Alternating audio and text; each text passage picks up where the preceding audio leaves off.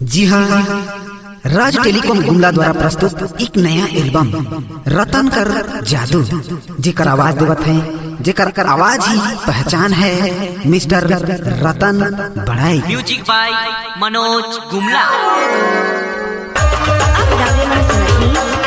राज telecom bus stand road Gumla में प्रस्तुति।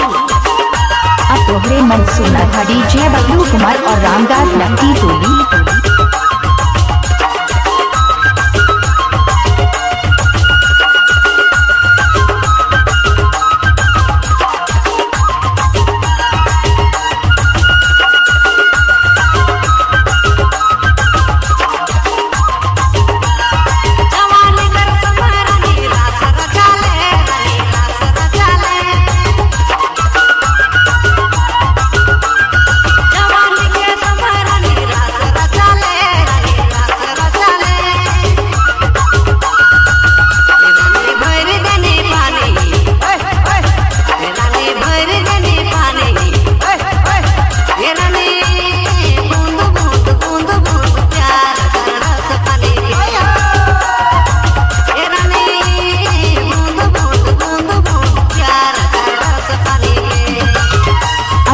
मन सुना था DJ Bablu Kumar. Mobile number 6762053211।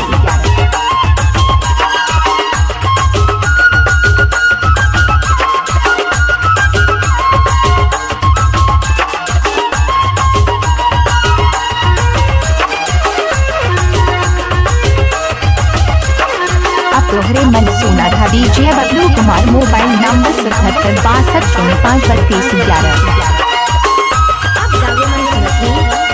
Raj telecom bus stand road Gumla में प्रस्तुति।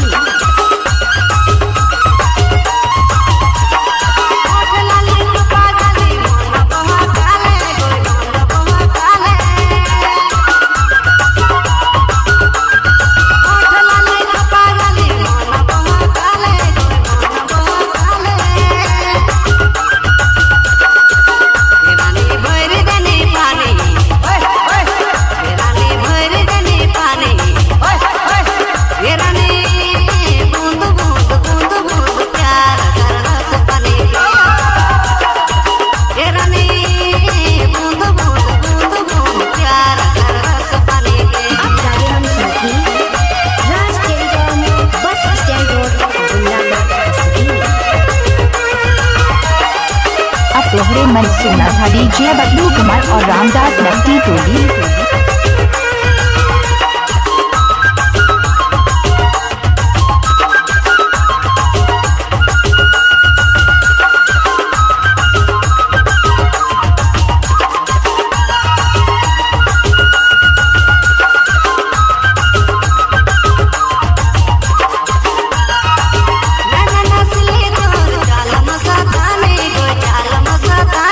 तोहरे मन सुना था डीजे बबलू कुमार और रामदास नक्की टोली।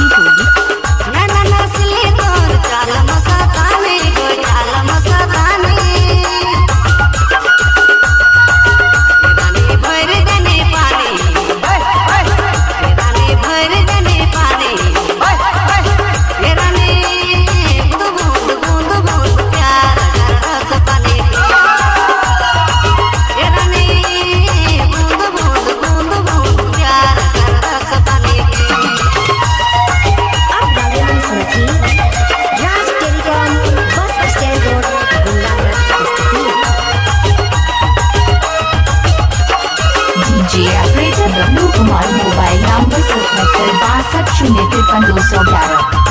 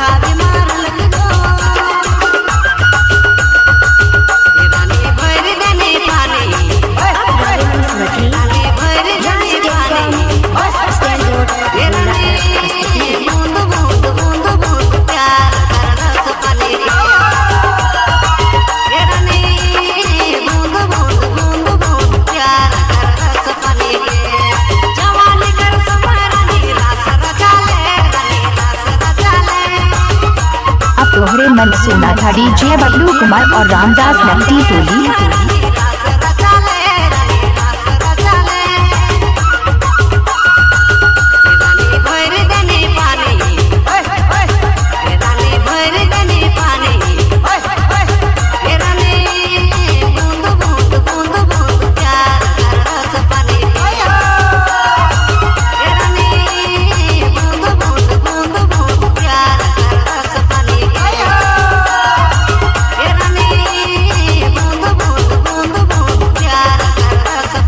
तोहरे मन सुना था DJ Bablu Kumar. Mobile number 7762053211।